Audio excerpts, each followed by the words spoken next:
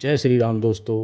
आप सभी का फिर से स्वागत है एक और नई कथा के साथ। ध्रुव कौन थे और क्या है उनकी कथा, आइए हम बात करते हैं। और भगवान श्री नारायण ने ध्रुव को दिए थे दर्शन। अंतरिक्ष में उत्तर की दिशा में एक तारा है जिसका नाम है ध्रुव।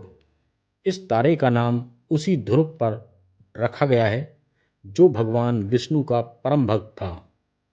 आओ जानते हैं ध्रुव की संपूर्ण कथा। स्वयंभू मनु की पत्नी का नाम शत्रुपा था। इन्हें प्रियव्रत, उत्तानपाद आदि 7 पुत्र और देवहूति, आकुति तथा प्रसूति नामक 3 कन्याएं हुई थी। शत्रुपा के पुत्र उत्तानपाद की सुनीति और सुरुचि नामक 2 पत्नियां थीं। राजा उत्तानपाद के सुनीति से ध्रुव तथा सुरुचि से उत्तम नामक पुत्र उत्पन्न हुए। स्वयंभू मनु के दूसरे पुत्र प्रियव्रत ने विश्वकर्मा की पुत्री बहिष्मति से विवाह किया था, जिनसे अग्निर्ध्र, यज्ञबाहु, मेधातिथि आदि 10 पुत्र उत्पन्न हुए। प्रियव्रत की दूसरी पत्नी से उत्तम, तामस और रैवत ये 3 पुत्र उत्पन्न हुए, जो अपने नाम वाले मनवंतरों के अधिपति हुए।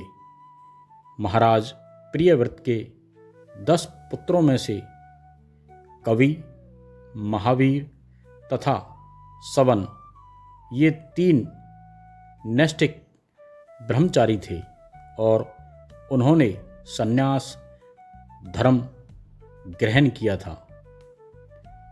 उत्तानपाद की सुनीति पहली पत्नी थी, जिसका पुत्र ध्रुव था। सुनीति बड़ी रानी थी, लेकिन राजा सुनीति के बजाय सुरुचि और उसके पुत्र को ज़्यादा प्रेम करता था। एक बार जब राजा अपने पुत्र ध्रुव को गोद में लेकर बैठे थे, तभी वहाँ सुरुचि आ गई। अपनी सौत के पुत्र ध्रुव को गोद में बैठा देखकर उसके मन में जलन होने लगी।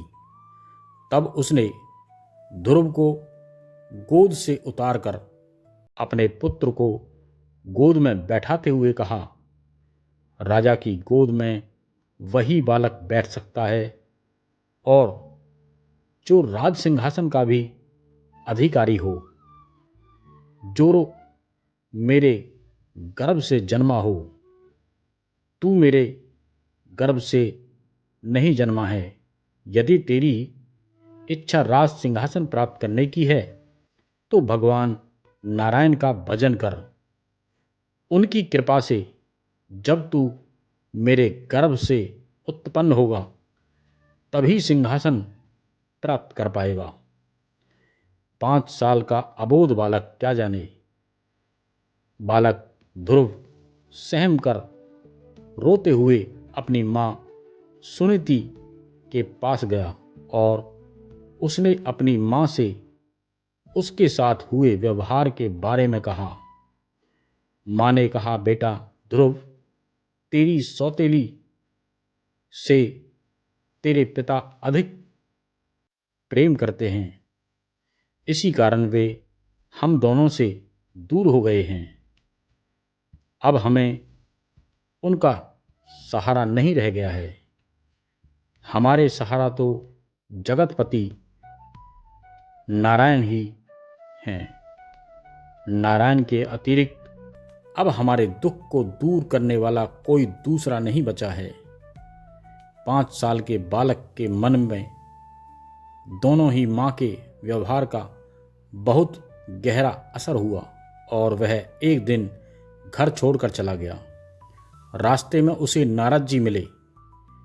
नारद मुनि ने उससे कहा, बेटा तुम घर जाओ, तुम्हारे माता पिता चिंता करते होंगे।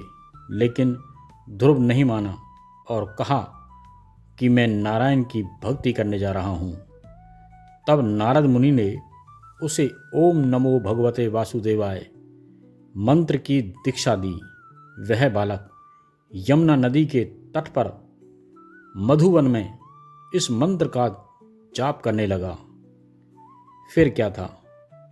फिर नारद उसके पिता उत्तानपाद के पास गए तो उत्तानपाद ने कहा कि मैंने एक स्त्री के वश में आकर अपने बालक को घर छोड़कर जाने दिया।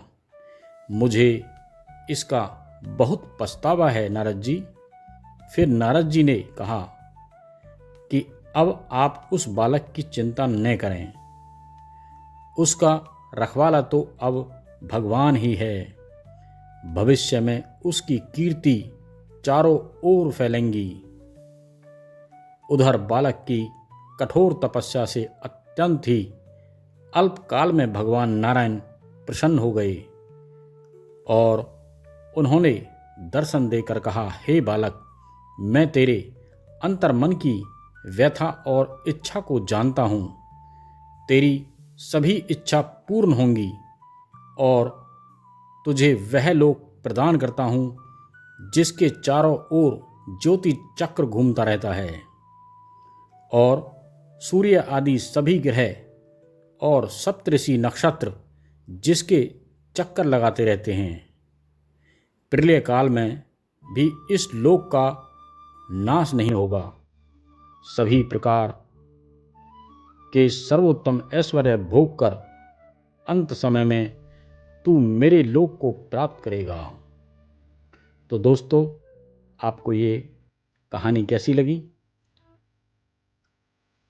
अच्छी लगी हो तो इसे ज़्यादा से ज़्यादा लोगों में शेयर करें, लाइक करें, कमेंट्स में जय श्री राम लिखें और आपने अभी तक मेरे चैनल को सब्सक्राइब नहीं किया हो तो उसे सब्सक्राइब कर लें। तो फिर मिलते हैं एक और नई कहानी कथा लेकर के। जब तक के लिए जय श्री राम।